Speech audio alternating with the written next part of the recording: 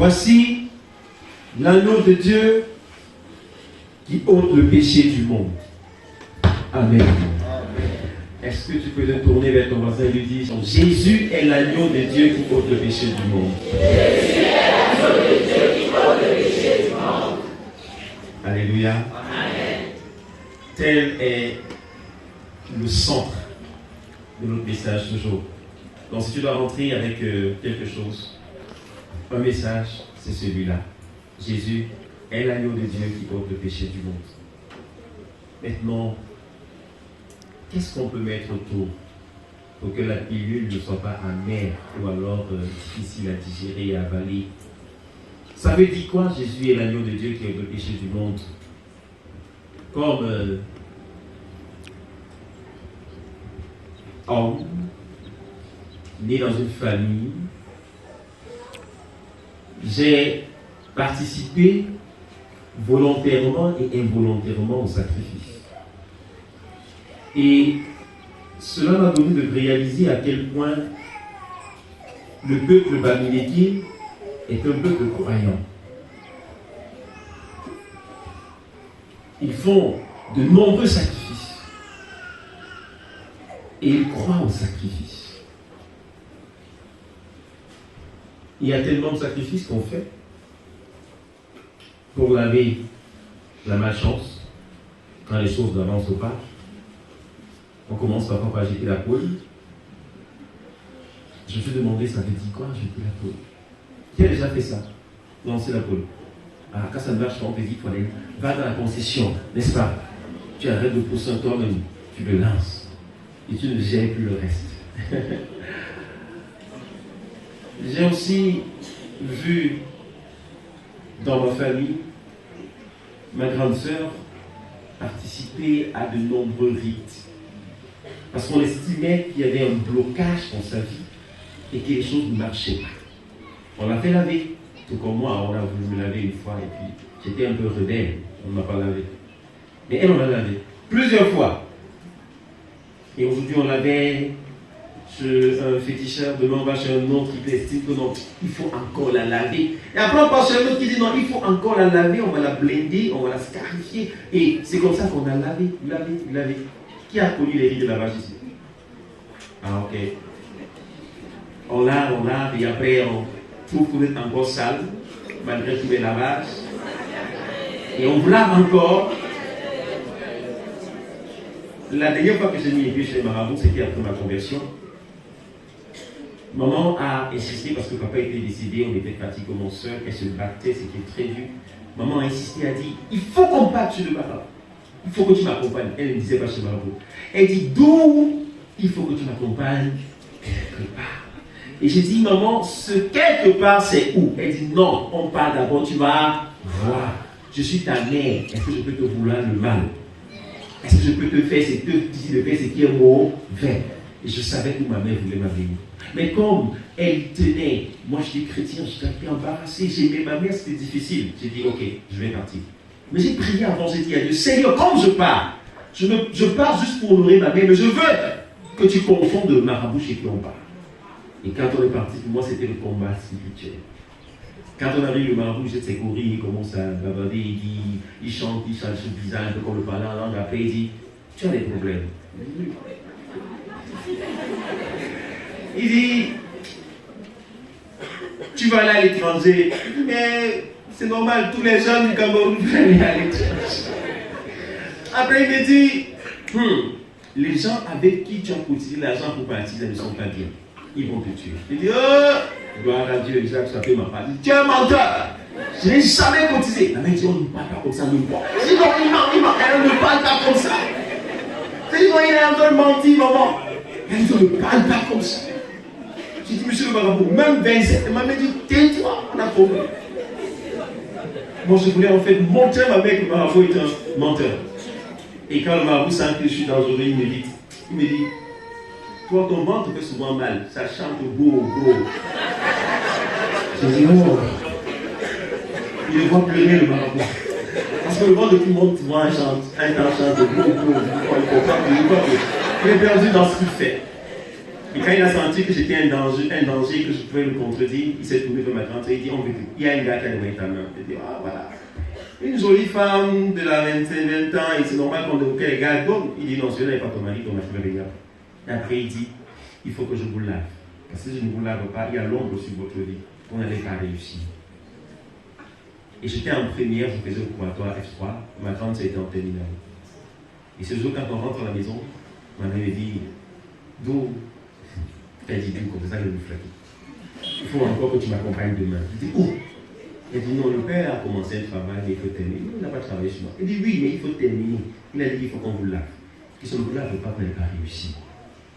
Et là, j'ai encore compris que c'était un deuxième défi à relever. Et j'ai prié, et j'ai dit à ma mère, ce marabout, non seulement il ne va pas me laver, mais je vais réussir. Mais elle m'a dit, Billy, ne fais pas ça. J'ai trop souffert pour payer la pension. Ton père n'est plus là. Si tu ne parles pas comme ça et tu échoues, tu vas rester au quartier, je ne vais plus payer la pension. J'ai dit, maman, je ne vais pas me laver, mais je vais réussir. J'ai senti que j'avais créé, j'avais moi-même cherché les problèmes. J'ai commencé à multiplier, tripler les heures d'études. J'étudiais comme un fou. Et quand j'ai composé, par la grâce de Dieu, j'ai été admis. Quand j'ai eu l'oral, même il m'a dit que d'où, souviens-toi de ce qu'il a dit. Il dit que, est-ce que c'est le marabout qui a fait passer le premier tour? Elle dit non, c'est maintenant que les gars là ont fait que tu échoues, pour que tu aies mal au cœur. J'ai dit à ma mère, celui qui m'a fait passer le premier tour va me faire passer le second tour. Ma mère a insisté, j'ai refusé. Après, elle m'a supplié, elle m'a dit, bon, prends au moins l'argent, voilà 50 000. Ce sont tes oncles qui ont cotisé et tes grands frères. Va là-bas, on dit qu'on donne toujours l'argent à la pratique. J'ai dit, maman, je suis chrétien, je ne donne pas l'argent à la pratique. Elle me dit, prends, mets à ta poche. Si on demande, tu donnes, je sors ta chiche. J'ai pris l'argent et j'ai dit encore le troisième défi. Je ne vais pas donner, mais à la fin de la fête, je vais attendre que le résultat sorte et je vais manger mon bébé. Elle n'avait jamais touché 50 000 pour moi, jamais. Je dis, non, ça c'est. Je vais manger, il va acheter les amis, il y avait seulement 2 choses, il va acheter les chaussures. Et c'est comme ça qu'on donne les résultats. Ma grande sœur a parlé, c'est qu'elle laver.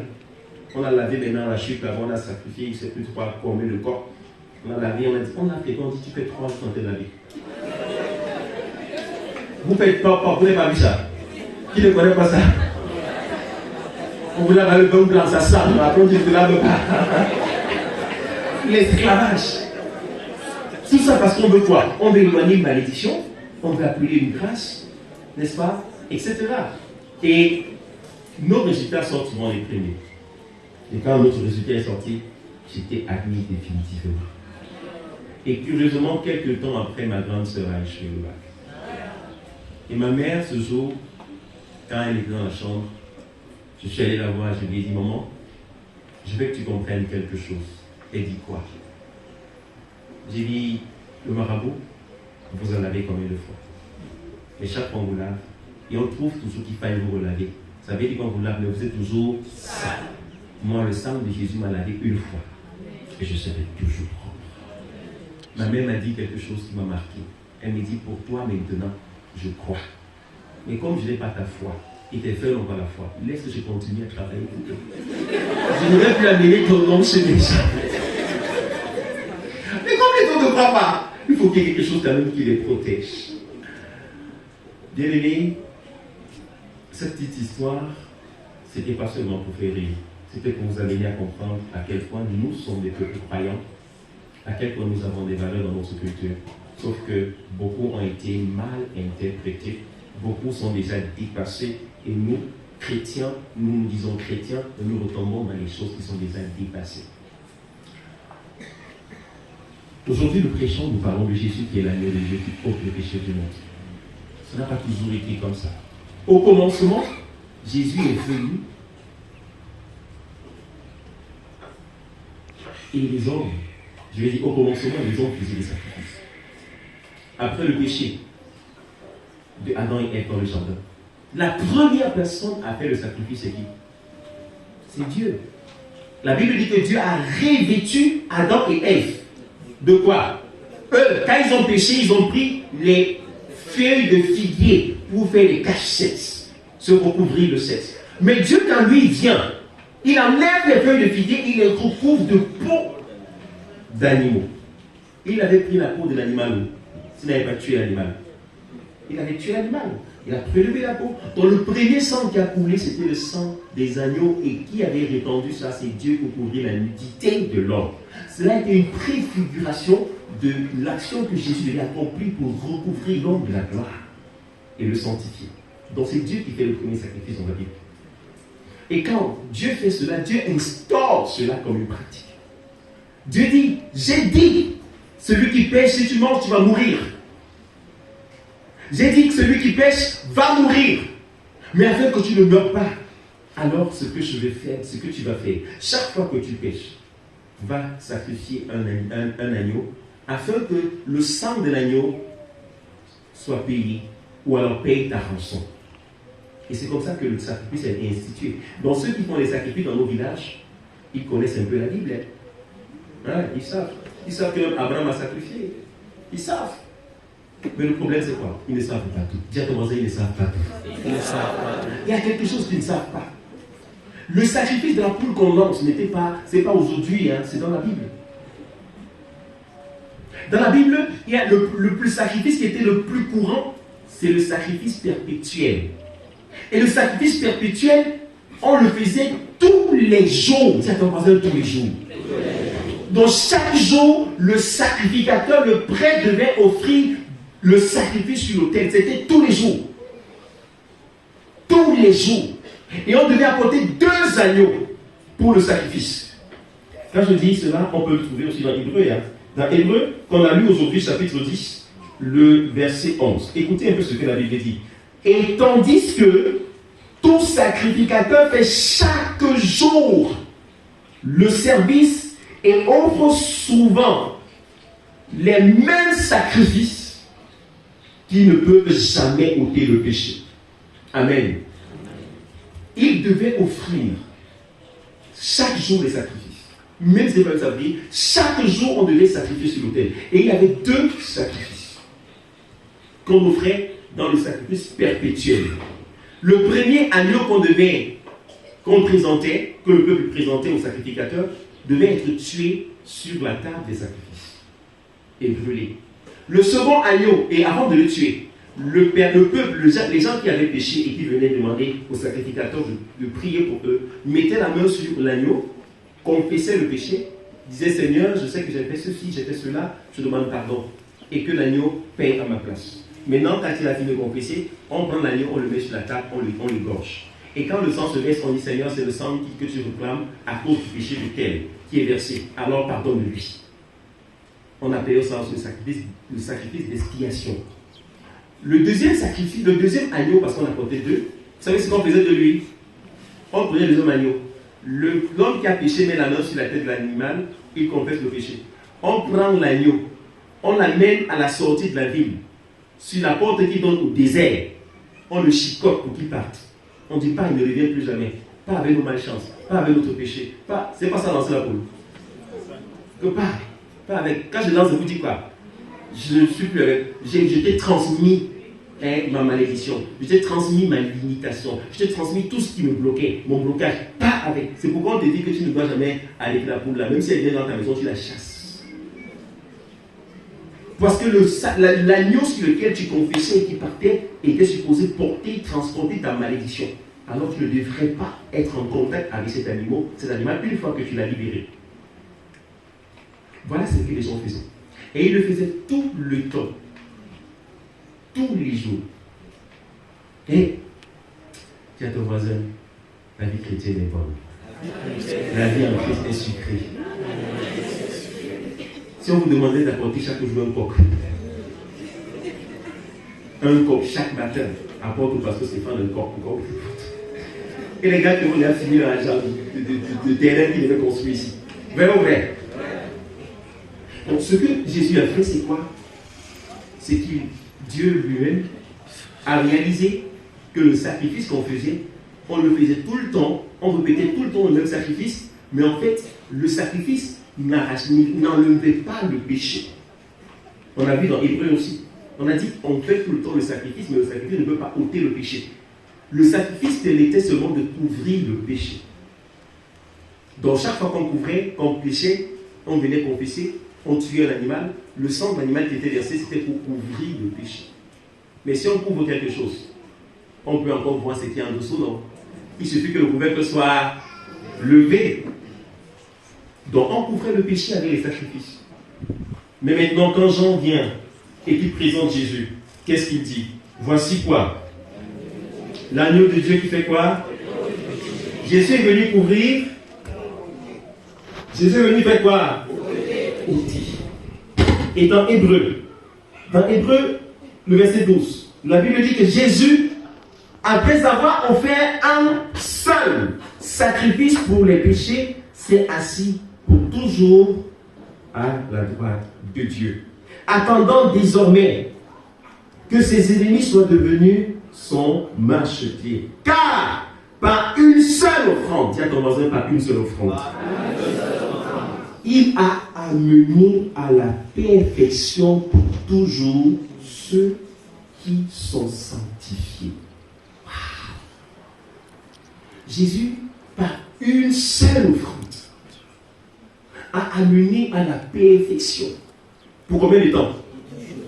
Pour toujours, j'avais dit quand? Quand, aujourd'hui et quand? Éternellement. Il a amené à la perfection pour toujours ceux qui sont sanctifiés. Qu'est-ce que cela veut dire? Que le sacrifice de Jésus t'a purifié pour combien de temps? Pour combien de temps? Ça veut dire quoi? Que chaque fois que tu pêches, Jésus-Christ meurt pour toi, n'est-ce pas? Jamais. On a dit un sacrifice. Les gars font comme si il faut que Jésus meure encore à la croix pour eux. Il était déjà mort. Il ne va plus mourir. Le sacrificateur entrait dans le temple chaque jour avec un nouveau sacrifice. Mais lui, Jésus, il est venu comme le sacrificateur, le souverain sacrificateur. Et il est venu comme étant l'agneau. C'est lui-même qui s'est donné en sacrifice. Et la Bible dit qu'une fois qu'il s'est donné, sa mort une fois a suffi pour régler la dette du péché. Sa mort a suffi pour régler la dette du péché. La première venue de Jésus, ce n'était pas pour libérer l'homme des péchés. Jésus n'est pas mort pour nous libérer des péchés. Est-ce qu'on voit ça? On comprend ça? Il n'est pas mort pour que tu ne forniques plus. Il n'est pas mort pour que tu... la mort de Jésus n'est pas pour que tu ne tombes plus. Non, c'est pourquoi. Est-ce que vous savez qu'il y a une différence dans la Bible forte sur le plan théologique entre le péché et les péchés? Qui le savait? Il y a une différence forte. Jésus n'est pas venu pour nous libérer des péchés, mais il est venu pour nous libérer de quoi? Du péché. On dit, voici l'agneau de Dieu qui ôte quoi? Les péchés, le péché.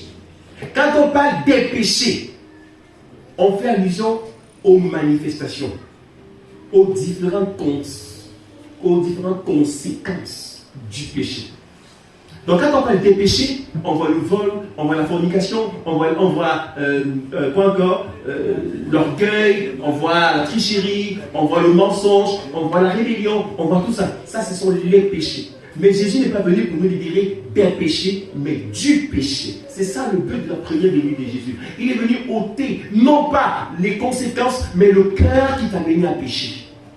C'est pourquoi quand tu donnes ta vie à Jésus et que tu es sincère, Jésus te délivre du cœur de pierre et il te donne un cœur de chair. Il enlève l'esprit qui te poussait à te pervertir et il te revêt du Saint-Esprit. Maintenant tu es participant à la gloire de Dieu. Tu participes à la nature, à la divinité. Et tu peux faire maintenant tout ce que Dieu a dit de faire. S'il fallait que Jésus vienne nous délivrer des péchés, c'est que chaque jour il devait mourir à la croix. Mais il a posé un acte. Et à travers ce seul acte, il nous a arraché totalement ce cœur rebelle. Il nous a donné un cœur de chair. C'est pourquoi la Bible dit que nous sommes libres à l'égard du péché. Si tu es enfant de Dieu, si tu pèches, c'est parce que tu veux pécher. Vrai ou vrai? Personne ne peut me dire ici qu'il n'arrive pas. Qui va dire ça? Parce que tu n'es pas encore chrétien. C'est que tu vas encore porter tes choses par toi-même. Mais tant que tu t'es donné à Jésus comme un sacrifice, tant que tu es mort avec Jésus, et que tu as reçu le cœur régénéré, et qu'il y a eu un renouvellement de ton intelligence, alors le péché n'a plus de poids sur ta vie. C'est pourquoi c'est bizarre de voir dans l'église des gens qui se battent contre le péché tout le temps. Tous les jours, on se bat contre le péché. On se bat contre le péché. Tu as besoin d'une seule chose. Laissez Jésus changer ton cœur. Tu n'es pas encore régénéré. Parce que quand tu viens à Jésus, non seulement il te donne un cœur nouveau, mais il te donne un esprit nouveau. Il renouvelle ton intelligence. Tu ne penses plus comme les gens du monde. Il y a des gens qui disent qu'ils sont à Jésus, mais leur vie, leur cœur est dans le monde. Ils sont attachés aux choses du monde. Ils aiment le monde plus que Dieu. Ils confessent Jésus, mais ils rejettent la sainteté. Ils rejettent les valeurs chrétiennes. Quand on dit, non, soyons saints, ne vous énivrez pas de vin, ce sont les mêmes chrétiens qui nous combattent et qui nous disent, non, l'homme vivra aussi un peu de vin. Hein? Ce sont les mêmes qui vous combattent parce que vous ne faites pas comme eux. Et ils sont dans l'église. En fait, la vérité, c'est quoi? Ils ne sont pas encore régénérés. Un chrétien qui a vraiment donné sa vie à Jésus est libre à l'égard du péché. Il n'est plus esclave du péché, mais il est esclave de la justice. Il se sent contraint de faire ce que Jésus dit, parce que la puissance ne vient pas de lui, ça vient de l'intérieur, de celui qui a changé son cœur et qui habite dans son cœur. Mais si c'est le diable qui habite dans ton cœur, c'est normal que tu sois porté vers des choses qui sont mauvaises. Parfois, les gens sont choqués de voir un homme qui viole ses propres enfants. C'est normal. La Bible appelle les non-chrétiens des l'homme animal. Quand le chien voit sa mère, est-ce qu'il a un chaleur? Est-ce qu'il gère le reste? Si un homme ici n'est pas enfant de Dieu, attendez-vous à tout. C'est pourquoi la Bible dit aussi, où quelqu'un disait que celui qui épouse un homme converti a pour vous vers le diable. Parce qu'il viendra loger chez toi. Mes frères et mes sœurs, Jésus est l'agneau de Dieu qui est le péché du monde. Tant que tu as vraiment reçu Jésus, tu es transformé. Tu es transporté des ténèbres à son admirable lumière. Le péché perd sa puissance sur ta vie. Tu es saint. Tu marches dans la sainteté. Tu peux voir une femme nue et rester tranquille. Les hommes, ce n'est même pas pour voir une vous les habits avec le regard.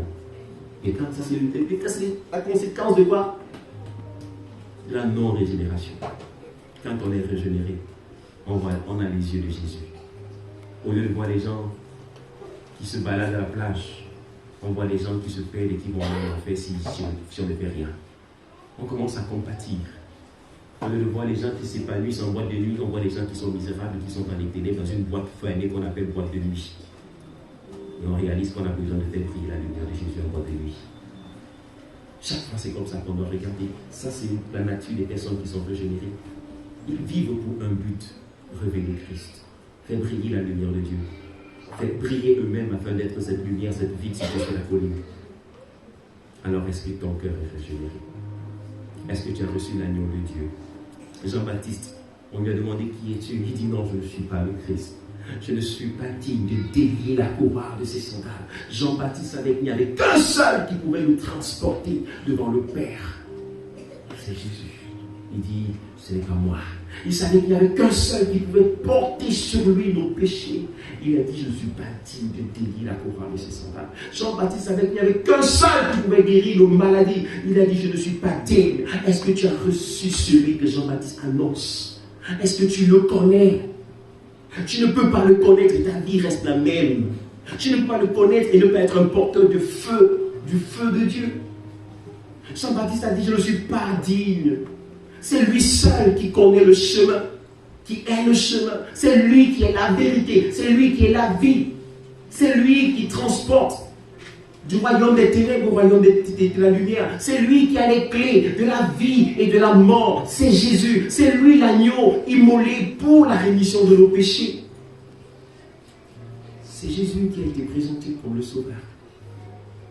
Jean-Baptiste n'a pas pris sa place. Il a reconnu qu'il n'était rien devant Jésus. Est-ce que celui que Jean-Baptiste a annoncé, tu le connais? Est-ce que tu connais Jésus? Demande à ton voisin, est-ce que tu connais Jésus? Il y a une différence entre la connaissance livresque et la connaissance pratique. Beaucoup de gens ont une connaissance livresque de Jésus. Les théologiens même font beaucoup de choses qui sont bizarres. À l'école, là-bas, on nous embrouille le cerveau, on nous parle d'un Jésus historique, qui avait vécu, et un Jésus réel. Mais moi, je crois qu'il n'y a pas de Jésus, puisqu'il n'y a qu'un Jésus qui est vrai. Celui-là qui était au commencement, par qui tout a été créé, qui est au centre de la vie des chrétiens, qui soutient son Église, c'est Jésus de Nazareth. Le saint, le juste, le bon sacrificateur, le souverain pasteur. C'est lui que nous annonçons. C'est par lui que vous serez sauvés. C'est par lui que vous connaîtrez la paix. C'est par lui que vous connaîtrez le bonheur. C'est par lui que vous connaîtrez la joie. C'est par lui que vous vivrez dans l'abondance. Alors, mes frères et mes sœurs, ouvrez vos cœurs à celui-là qui est l'agneau de Dieu. Il est mort il y a plus de 2000 ans à votre place. Vous étiez condamnés à mourir. Il a porté sur lui. Isaïe 53 dit que le châtiment qui nous donne la paix est tombé sur lui. Il a offert son dos. On l'a frappé à notre place. Il a été conduit comme une brebis muette devant ceux qui l'attendent. On l'a tendu, on l'a frappé, on l'a flashé. Il n'a pas ouvert la bouche. Il n'a pas réclamé ses droits. Il n'a pas cité la loi pour dire je suis juif, j'ai droit. Il a accepté. Parce qu'il fallait que quelqu'un paye le prix. Aucun homme ne pouvait mourir à ta place. Aucun animal ne pourrait mourir. C'est pourquoi Dieu lui-même est venu en homme pour mourir et payer le prix. Aujourd'hui, la plus grande désolation de Dieu, ce n'est pas le fait que tu ne viennes pas à l'église. Ou alors le plus grand bonheur de Dieu n'est pas le fait que tu viennes à l'église. Je dis souvent, le monde ne sera pas jugé sur la base de ce qu'ils ont. Ils sont fidèles à l'église ou pas. Mais sur la base de ce que vous aurez reçu Jésus ou pas. On ne peut ne pas être trop régulier à l'église, mais avoir Jésus dans sa vie comme Seigneur et Sauveur. Ce n'est pas l'église qui sauve. Mais la vérité aussi, c'est qu'on ne peut pas avoir Jésus et rester au quartier. Si on a Jésus, on a la vie de Jésus, on doit marcher comme Jésus a marché, avec des disciples, avec des personnes qui vont nous challenger, qui vont nous encourager à avancer. Est-ce que tu as connu Jésus? Pourquoi tu demeures dans le péché? Jésus a-t-il ôté un péché ou les péchés de ta vie? A-t-il ôté les péchés ou le péché de ta vie? Est-ce qu'il y a des gens qui se battent encore contre le péché? Ne levez pas la main. Si tu te bats encore contre le péché, je vais te faire une révélation ce matin. Tu as besoin de recevoir Jésus-Christ en terre. Si tu te bats encore contre le péché, la Bible dit qu'il est l'agneau de Dieu qui ôte le péché. Ça veut dire que ton cœur n'est pas régénéré. Alors je t'invite à baisser la tête à ta place et à prier le Seigneur. Dis-lui, Seigneur, je me suis longtemps battu contre le péché. Mais comme Paul, je me rends compte que je suis misérable et je n'en sors pas. J'ai besoin, Seigneur, notre Dieu, que tu viennes arracher le cœur de pierre, qui me donne de me porter tout le temps vers les choses que tu détestes et pour lesquelles tu es mort. Délivre-moi de ce corps de péché. Délivre-moi de ce cœur rebelle. Donne-moi ton cœur de chair, un cœur qui est sensible à ta présence, un cœur qui t'aime, un cœur qui soupire après toi, un cœur qui t'obéit, un cœur qui t'honore. Donne-moi ce cœur de disciple, afin que je vive pour toi dorénavant. Dis à Dieu, Seigneur, libère-moi de toute mauvaise présence. Libère-moi de tout mauvais esprit que j'ai reçu de par les liens filiaux, de par les alliances, de par les contrats, de par les liens héréditaires. Et révèle-moi de ton esprit. Fais de moi ce matin une nouvelle création. Que le sang et la chair ne parlent plus contre moi. Parce que je suis né de l'Esprit de Dieu. Fais de moi ton enfant. Et donne-moi aujourd'hui, par le Saint-Esprit, la capacité de marcher en nouveauté de vie. Comme un enfant racheté, régénéré. Au nom de Jésus. Amen. La Bible dit, mes frères et sœurs, que celui qui pratique le péché est enfant du diable. Voilà comment on reconnaît les enfants du diable. Ils ne vivent pas la parole. Mais si tu es enfant de Dieu, tu vis la parole. C'est ça. Jésus dit, vous m'aimez si vous gardez mes commandements. Il n'y a pas deux moyens pour vous de démontrer que vous êtes chrétien, si ce n'est connaître la parole de Dieu et la mettre en pratique. Donc tant que vous ne mettez pas, vous n'obéissez pas, vous n'êtes pas soumis à ce qui est établi dans la parole, vous n'êtes pas un vrai enfant de Dieu. Vous vous trompez au sujet de votre identité, mais c'est grave. Ne vous trompez pas au sujet de votre salut. Si quelqu'un se trompe au sujet de son salut, il croira aller au ciel. Mais au ciel, il verra qu'il avait une fausse carte d'identité. On peut tromper au Cameroun, on peut tromper le policier au Cameroun avec une fausse identité. On ne trompera pas Dieu avec une fausse identité. Tu peux avoir l'apparence de chrétien. Tu peux avoir les paroles des chrétiens et ne pas être chrétien. C'est pourquoi évite de laisser que la chair les entraîne dans le feu. La fin des temps est réelle. Jésus revient et il vient chercher l'épouse. L'épouse, c'est celle qui se préserve. L'épouse, c'est celui qui est dans le monde, mais qui n'est pas du monde. Nous ne sommes pas du monde. Dis à ton voisin, tu n'es pas du monde. Tu ne dois pas faire comme le monde. Là où tout le monde triche parce que tu as une cœur régénérée, tu dois enseigner la sainteté, la vérité. Là où tout le monde se compromet, toi tu dois faire la différence. Là où tout le monde vole, injurie, là où tout le monde méprise, tu dois être la lumière dans les ténèbres. Il faut bien que nous soyons là et que nous soyons rares. Parce qu'une seule lumière dissipe les ténèbres. Amen. Même s'ils sont 100 contre toi et que tu es seul, tant que tu brilles, ta présence les dissipe. Ta présence éclipse le mal. Ta présence apporte, assaisonne, comme pour assaisonner 1 kilo de riz, on n'a pas besoin d'1 kilo de sel. On a besoin de quoi? Qui assaisonne 1 kilo de riz avec 1 kilo de sel? Toi, un autre. Je comprends, ça peut être avec les autres. Un gars te dit que pour assaisonner 1 kilo de riz, Stéphane, tu es sérieux? 1 kilo de riz, tu assaisonnes avec 1 kilo de sel? Tu n'as que les hommes. On a besoin que d'une petite quantité de sel pour donner de la saveur au riz. Alors, ne vous préoccupez pas de ce que nous ne sommes pas nombreux à voir, que le monde, qu'il n'y a pas beaucoup de gens qui pensent comme vous. Ne soyez pas gênés parce que beaucoup de gens ne voient pas la vie comme vous. Le plus important, c'est que vous voyez différemment. Nous devons ramer à contre-courant. Le monde a sa façon de penser, son système de pensée qui n'est pas le système du royaume. Nous devons vivre comme là, sur la terre, comme des ambassadeurs. Nous sommes du ciel. Nous sommes venus du ciel pour incarner la marque de Jésus, pour refléter Jésus. C'est pourquoi Christ en nous, c'est l'espérance de la gloire. Nous devons briller et le monde doit voir en nous Jésus. Arrêtons de parler de Jésus, mais vivons Jésus. Le monde est fatigué des discours religieux, des pasteurs qui parlent de Jésus, mais qui forniquent. On voit ça tous les jours dans les réseaux sociaux. Des pasteurs qui embrassent les femmes des gens à l'église et qui disent qu'ils font la délivrance. C'est la sorcellerie. C'est un contre-témoignage qui amène, qui discrédite le corps de Christ et le message de l'évangile. Nous ne devons plus parler, nous devons vivre Jésus. Dis à ton voisin, tu dois vivre Jésus. Pendant que tu dis que Dieu est bon, on doit voir la bonté en toi. Pendant que tu dis que Dieu est saint, on doit voir la sainteté en toi parce que tu es le messager du saint. Pendant que tu dis que Dieu est riche, on doit voir la richesse en toi. Notre travail, ne sois pas un paresseux. Il y a un qui tourne tout le jour, tout le temps en train de prier. Mais priez pas seulement, travaillez aussi. Il faut qu'on voit Jésus en vous. Si vous êtes pauvre, même si vous êtes un bon prédicateur, il y a un certain genre de personnes que vous n'allez jamais rencontrer. Vous savez ça. Vous savez que l'argent aussi ouvre les portes. Vous savez que le titre social ouvre les portes. C'est pourquoi ma prière, quand je prie pour les chrétiens, je prie que dans cette communauté, il y ait des ministres. Mais il y a qui ne croient pas, ils ne disent même pas, mais il est ministre. Il faut aller chez lui, il faut aller recruter un local. Je prie qu'il y ait des ambassadeurs, je prie qu'il y ait des grands élevés en dignité, élevés, afin que Christ intègre toutes les sphères de la société. Je prie qu'il y ait des proviseurs. Quand je vois Élise comme ça, je prie qu'il y ait des proviseurs, je prie que Dieu élève les censeurs, les surveillants généraux. Je prie que Dieu vous élève. Mais s'il te lève, qu'est-ce que tu vas faire là-bas? Tu vas faire comme les autres. Tu vas dire la chèvre brute là où elle est. Comme le monde, tu vas te compromettre. Tu n'as aucune marque, tu n'as rien à présenter. C'est pour ça que nous mourons comme des esclaves, pourtant nous sommes des princes.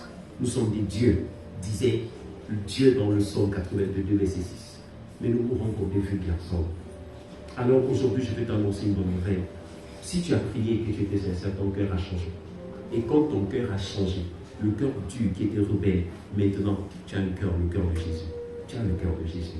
Le cœur de Jésus bat maintenant et c'est au même rythme que ton battement de cœur. Tu peux sentir ce qu'il sent. Tu peux aimer ce qu'il aime. Amen. Et comme il n'a pas péché, tu peux vivre sans péché. Est-ce que tu le crois? Est-ce que tu le crois? Alors maintenant, tu peux marcher dans la sainteté. Parce que l'agneau de Dieu a ôté le péché de ta vie. Va comme un racheté. Va comme un régénéré. Et réjouis-toi. Parle de lui en te vantant. Parce qu'effectivement, il est l'homme qui a accompli ses promesses. Il a dit, il a fait. Nous sommes de nouvelles créations. Nous sommes régénérés. Nous sommes lavés, sanctifiés. Nous sommes saints. Ne te vois plus comme un petit pécheur. Ne te vois plus comme un pauvre petit pécheur. Ce sont les religieux qui sont des petits pécheurs. Parce que dans la religion, c'est Dieu, c'est l'homme qui fait des efforts pour aller vers Dieu. Et comme on ne connaît pas Dieu, comme on ne voit pas Dieu, comme on ne sait pas où il habite, ce sera difficile pour nous d'atteindre Dieu. Mais dans le christianisme, ce n'est pas l'homme qui va vers Dieu, c'est Dieu qui vient vers l'homme. Dans la religion, on fait des efforts pour s'élever spirituellement. Mais dans le christianisme, ce n'est pas nous qui faisons des efforts, c'est Christ en nous qui nous élève. L'élévation part de l'intérieur. Alors c'est la plus grande révélation. C'est pourquoi Jésus dit que le faible dise je suis fort, que le pauvre dise je suis riche. La Bible dit que par ses meurtrissures, nous sommes guéris. Il a déjà payé le prix. Nous savons tout et nous pouvons tout par Christ qui nous fortifie. Alors qu'est-ce que tu ne peux pas faire? Tu peux tout faire. Tu peux tout faire. Tu as un potentiel immense. Crois seulement et tu feras la gloire de Dieu. Jésus te dit ce matin, tu es saint. Donc quand tu vas marcher maintenant, marche comme quelqu'un qui est saint. Amen. Il y a une différence entre quelqu'un qui marche comme quelqu'un qui... On va dire que c'est l'orgueil, c'est leur problème. Parce que la vérité, c'est que les gens veulent nous empêcher de vivre la vie chrétienne. Quand tu dis que tu es saint, on dit que hey, tu es orgueilleux. On va vous dire ça, n'est-ce pas? Ne vous préoccupez pas des gens, laissez-les. Il y a une différence entre quelqu'un qui marche, qui a un vêtement noir, et quelqu'un qui a un vêtement blanc. Vrai ou vrai? Quand il a le pantalon noir, ou jean, bleu, sombre, qu'est-ce qu'il fait avant de s'asseoir sur la chaise? Est-ce qu'il se préoccupe? Il s'assoit. Mais quand quelqu'un a le vêtement blanc, il va dire, il fait comment? C'est pas ça. Quand tu as le vêtement blanc, avant de t'asseoir, tu prends le temps de nettoyer. Et quand tu marches et qu'une moto passe, tu t'estires. Mais quand tu as le noir, tu tapes. C'est fini. Quand tu as le blanc, il faut le laver avec l'eau de javel. Et la Bible dit que nous avons été revêtus du vêtement de l'agneau. Le vêtement que nous avons est un vêtement qui n'a pas de taches, il est blanc. Prends soin du vêtement que tu as. Amen. Prends soin du vêtement que tu as. Tu as un vêtement qui est pur. Tu as un vêtement qui est blanc. Alors ne le salis pas. Ce qui salit le vêtement, c'est quoi? C'est le péché. Rappelle-toi que chaque fois que tu vas vouloir pécher, Jésus a déjà mort pour que le vêtement soit propre. Alors on ne va pas salir le nom de Jésus. On ne va pas traîner le nom de Jésus dans la bouffe. Jésus a déjà payé le prix pour que ton vêtement reste propre. Tu as un vêtement blanc, tu es revêtu. Alors, maintenant, n'aie pas peur de le dire. Dis-le à qui veut l'entendre, comme la Bible le dit, je suis saint. La Bible dit dans 1 Corinthiens chapitre 1, le verset 2, 1 et 2, aux saints qui sont à Corinthe, appelés à devenir saints. Il y a deux niveaux de sainteté. Il y a une sainteté de position que Jésus confère à tous ceux qui croient en lui. Dès que tu crois en Jésus, dès que tu te connectes à son sacrifice, la Bible dit qu'il t'a sanctifié. Il nous a sanctifiés, il nous a justifiés. On dit souvent ça, n'est-ce pas? Sanctifier, ça veut dire quoi? Rendre. Dis à ton voisin, tu es saint. Jésus a arraché le cœur de péché. Tu es saint. Il t'a sanctifié. Alors marche maintenant avec élégance. Et évite de salir ton vêtement. Évite les endroits où il y a la bouffe. Quand quelqu'un a le blanc, il fait attention, n'est-ce pas? Il ne marche pas où il y a la boue, non. Évite les boîtes de nuit, évite des choses bizarres. Évite les amis, les châtaignes et autres. Évite ces choses qui vont te t'entraîner au péché. Choisis un environnement qui est sain, comme tu es sain. Et quand tu vas là où il y a la boue, c'est pour briller. Quand tu vas dans le ténèbres, c'est pour éclairer. Quand tu vas où sont les pervers, c'est pour assaisonner. C'est pour leur donner le goût et leur faire envier la vie chrétienne et devenir comme toi. Mais ce n'est pas pour être avec eux. On n'a pas besoin de chercher le monde. Quand j'ai cru en Jésus, j'ai été persécuté, ma famille m'a abandonné. Il fallait faire le choix entre ma famille et Jésus. J'ai choisi Jésus. C'était difficile. Très difficile. J'appelle mon frère, je suis malade, il me dit, tu as choisi la pauvreté, c'est ton problème, tu as subi. Mais quand ma lumière a commencé à briller, tous sont venus vers moi et ont reconnu la main de Dieu sur ma vie. Ne vous préoccupez pas du monde. Servez Dieu. Le monde viendra à vous. Faites le bien. J'ai dit quelqu'un qui me dit, ma mère, je ne peux pas m'asseoir avec elle parce qu'elle va chez les marabouts. J'ai dit, tu n'as rien compris. Si tu n'es pas là pour faire le bien à ta mère, elle ne comprendra pas que Dieu est bon. Donne-lui ce qu'elle veut manger. Prends soin d'elle. Occupe-toi d'elle, qu'elle soit païenne ou pas. Fais le bien aux gens, même aux païens. Et en le faisant, ils aspireront à devenir chrétiens comme toi. Parce qu'ils vont voir le cœur de Jésus en toi. Ils vont te frapper, tu seras prompt à leur pardonner. Ils vont t'injurer, tu seras prompt à les bénir. Et ils vont dire, il est différent. Et un jour, ils vont comprendre que c'est toi qui es bien. Alors brillez dans les ténèbres. Ne vous cachez pas à l'église avec les gros voiles blancs et les chapeaux. Allez dans le monde et répandez la lumière de Christ. Christ nous a fait briller. Allez briller. Allez briller. Allez briller. Les ténèbres remplissent la terre, mais sur vous la gloire de Dieu se lève. Dieu a prévu que les rois marcheront à la lumière de vos éclats. Dieu veut que les rois soient éclairés par vous. Allez briller. Allez faire la différence. Allez appeler le règne de Christ. Allez changer les mentalités. Allez changer les façons de vivre. Amenez le règne de Christ partout parce que vous êtes amis. Jésus nous a tout pardonné. Nous sommes les saints. Qui croit qu'il est saint ici? Dis-le avec assurance, je suis un saint. Tu n'es pas saint parce que tu ne pêches pas. Mais tu es saint parce qu'il a payé le prix pour que ton péché soit effacé. Amen. Il a payé le prix pour que ton péché soit effacé. Alors maintenant, marche comme le saint et honore celui qui a payé le prix pour toi. Aucun sacrifice ne sera fait. Il a déjà payé le sacrifice. Il a accompli. Tout est achevé à la fin. Maintenant, il te reste seulement de vivre cette dimension de sainteté. Donc, si tu vivais encore dans le péché, prends l'engagement maintenant de lâcher prise. Qui vivait dans le péché ici? Je ne dis pas tout le monde, et c'est pas tout le monde. Alors, prends aujourd'hui l'engagement d'abandonner le péché, de glorifier Dieu dans ton corps, dans ton âme, dans ton esprit. Ce sont des personnes qui feront cela, qui vont voir les bouts. Ce sont des personnes qui vont se démarquer, qui vont les bouts en 2023. Moi, je vais voir les bouts. Parce que je suis déterminé à marcher dans la sainteté. Je suis déterminé à être fidèle à ma femme. Je suis déterminé à honorer le Seigneur. Je suis déterminé à prendre soin de mes enfants. Je suis déterminé à bien prendre soin du troupeau que le Seigneur me confie. Je suis déterminé à briller partout où le Seigneur m'envoie, à être un modèle dans ma famille. Je suis déterminé à ce qu'aucune parole mauvaise ne sorte de ma bouche. Je suis déterminé à ce que la colère ne règne pas dans mon cœur. Je suis déterminé et je peux cela parce que Christ est en moi et il me fortifie. Et tu peux aussi. Tu peux faire. Tu peux être excellent dans ton couloir. Tu peux être le meilleur dans ton cercle.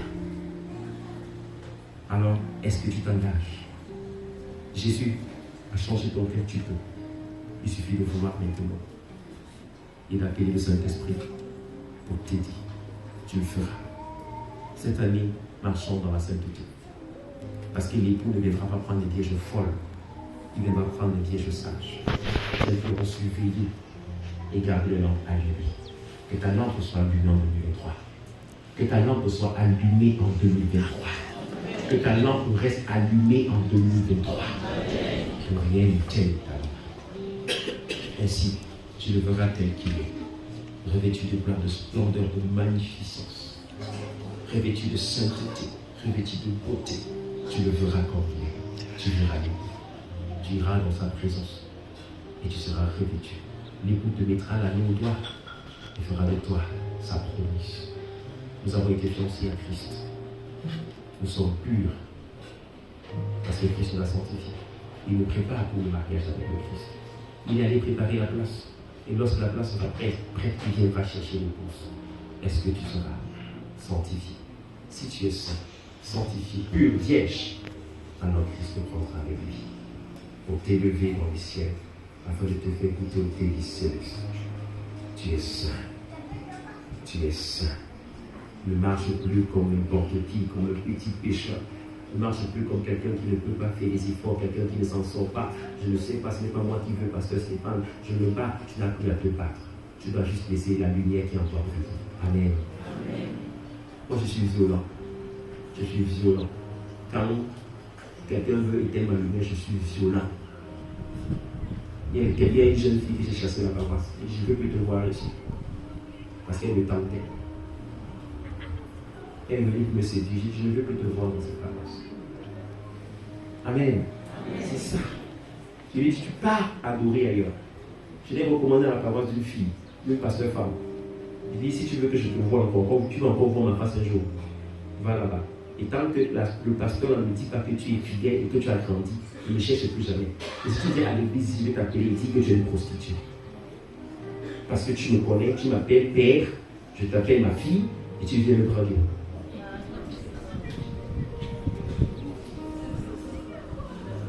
Mais c'est pas moi qui fais pasteur, et moi je combat. Sors!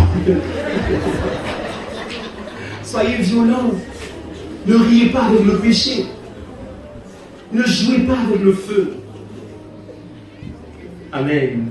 Soyez violents. La sainteté, c'est votre parure. N'acceptez pas que le péché, que l'impudicité vienne salir votre vêtement. N'acceptez pas. N'acceptez pas. En 2023, on marche dans la sainteté. Qui est d'accord? Alors dis, je le veux, je le crois. Avec l'aide de Dieu, je parviendrai. Je serai pur, irrépréhensible.